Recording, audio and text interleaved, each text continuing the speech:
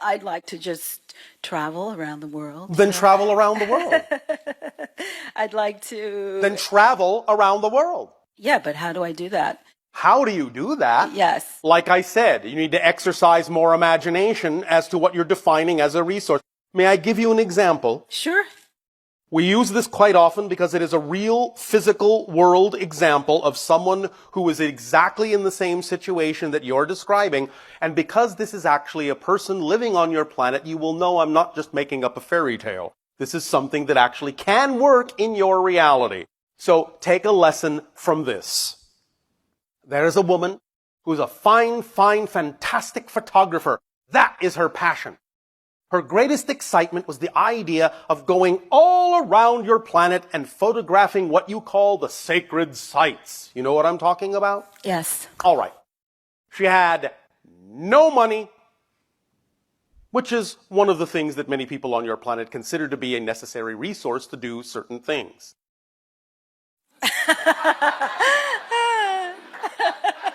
She did not allow her definitions to stop her. She allowed herself to stay in the vibration she preferred instead of succumbing to a fearful frequency. And by staying in the appropriate vibration of her preference, she was able to imagine, she was able to receive inspiration for how she could live her dream without necessarily having the resources that in the past she might have thought was necessary. And before I continue, therein lies the first important point. You cannot perceive what you're not the vibration of. If you don't stay in your preferred vibration, you will not be capable of receiving information or opportunities to show you how you might be able to continue. They will be invisible to you. Those doors will be closed to you if you don't stay in the vibration where they're open. So if you're afraid that you have no resources, if you're afraid you've lost the resources you need to continue doing what excites you, that fear in and of itself will actually make you incapable of receiving inspiration from your higher mind through your imagination that would allow you to do what you need to do. Do you understand that principle before we continue? Yes. All right, so to continue the story, the idea is that because she stayed in that state, she received an inspiration. Now, the next thing that many people on your planet would have said had she told them what she was inspired to do would be to have told her to her face that she was crazy, out of her mind, impossible, that would never work. Everyone knows you can't do it that way. That was not her vibration. She didn't pay attention to those things. Those were not her definitions of reality. And by the way, there's nothing wrong with being crazy. In fact, you might need a little bit more of it. So the idea then is that she received an inspiration. This is what she said. I will go to the airlines and I will ask them to fly me all around the world for free so that I may take these wonderful photographs of these sacred sites. That is my passion. Simple. She did it. But because she was inspired, she added one more piece to that and said, if you will fly me all over the world for free to these sacred sites, the beautiful, gorgeous, glorious photos I will take of these sites, you may also use for your travel brochures to entice more tourists to these places. So there was a fair exchange of energy. Very important in any agreement. Fair exchange. They said, not surprisingly, absolutely, great idea. Not only thus then did they fly her all over the world for free to take photos of the sacred sites, they paid her to do it, fed her to do it, put her up in the best hotels. She lived her dream like a queen, didn't spend a dime.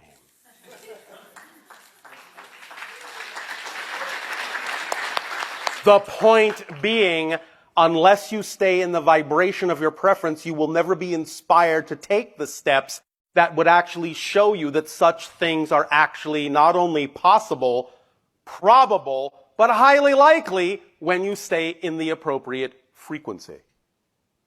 Do you understand the moral of the story? Yes. Yes. Does this inspire you? Does, yes. Do you believe that this principle will work for you as well as it worked for her? Well, you know, I'm... Do you believe the principle will work for you as well as it worked for her? I believe it can, but I think that I've been... So the answer is no. Now, let me stop you there. I want you to understand something very paradoxically important here. In some senses, I know, I can see, I can read, some aspect of your being thinks that to answer you're not sure about that, you think that's actually humble. It's incredibly arrogant. It's incredibly arrogant to stand there and say that a principle of creation that works for everyone can't work for just you. You're singling yourself out of all of creation, that you're the only one for whom that idea doesn't work. That's incredibly arrogant. And I know you don't want to be that way. And I know you didn't think you were being that way. But the idea is that the paradox is that while many of you think you're being humble and saying, oh, no, I don't deserve that. That won't work for me. That is an incredible place of arrogance.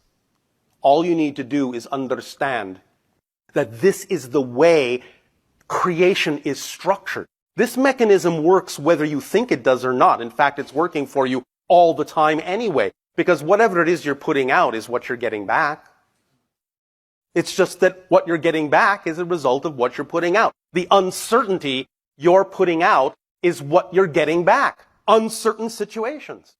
And that's why you feel that, in a sense, you're kind of at an impasse and don't know what to do. Because that's what you're putting out. Impassive vibrations.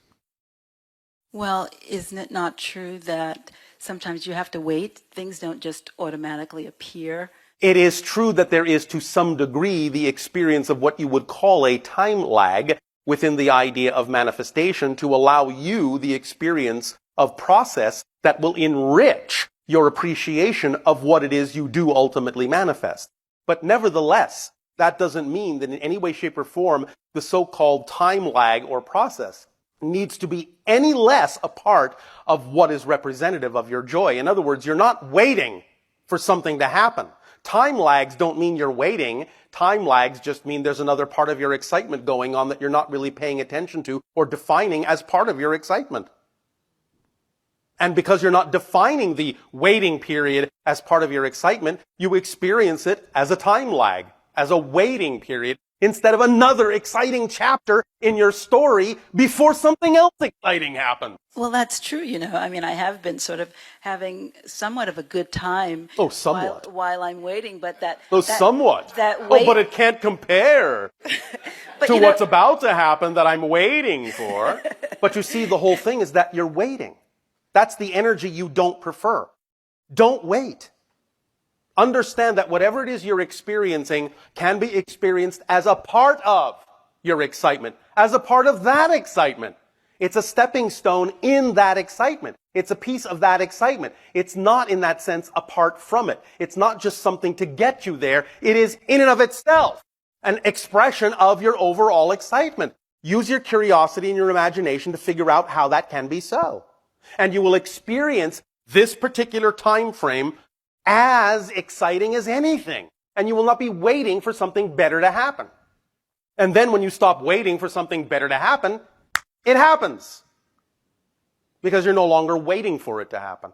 You've taken the waiting out of the equation by loving whatever's going on so much that you collapse and compress time, and before you know it, something else is happening, and something else is happening, and something else is happening, and something else is happening.